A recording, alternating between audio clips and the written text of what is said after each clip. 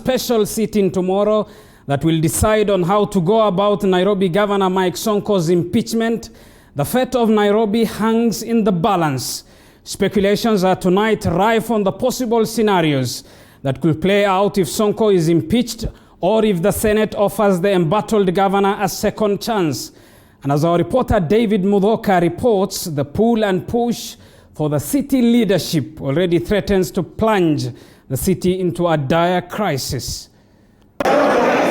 Barely days after 88 MCAs at City Hall issued embattled Nairobi Governor Mike Sonko a vote of no confidence, all eyes are set on the Senate that could either land the final nail on Sonko's impeachment coffin or offer the first-time governor a much-desired lifeline. Sonko becomes the third governor to be shown the door at county assembly level by members of the county assembly in a span of 12 months. After former Kiambu Governor Ferdinand Waititu and Kirinyaga Governor Anne Waiguru. The Senate is supposed to decide on how it will hear Sonko's impeachment on Wednesday. It could either settle for an 11-member committee like it did with Waiguru or opt for a committee of the whole House like it did against Waititu. Either way, should the Senate find Sonko guilty of abuse of office, violation of the Constitution and gross misconduct, Sonko will become the second governor to be impeached after Waititu. Without a deputy governor to take over, his exit could however spur the city into a leadership crisis.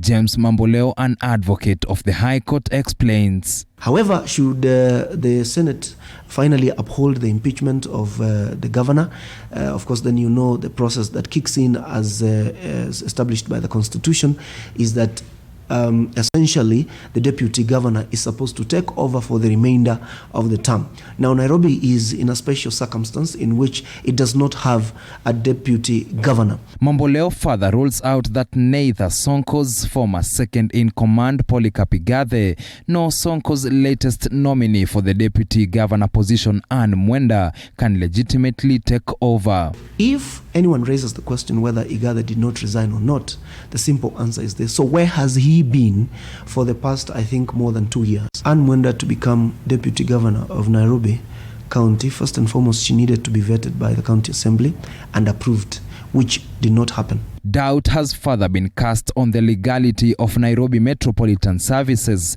post Sonko's tenure, with the General Mohamed Abdallah Badi-led body having been birthed by an agreement between Sonko and the national government. But Mamboleo insists that NMS will still remain alive and well legally post Sonko, and that even the latter's exit does not put the legitimacy of NMS under any jeopardy. When a county governor enters into an agreement in writing that has legal force in Kenya, like the deed that establishes the Nairobi Metropolitan Services scenario, then they do not do so in their personal capacity as governor. They do that and they bind the county for as long as that agreement subsists.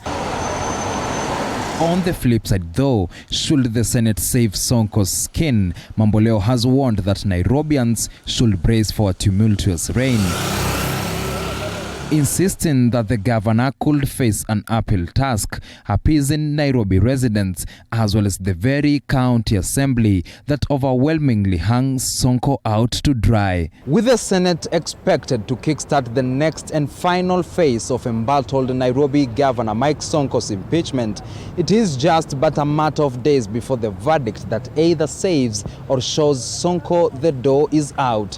David Mudhoka, TV 47, Nairobi.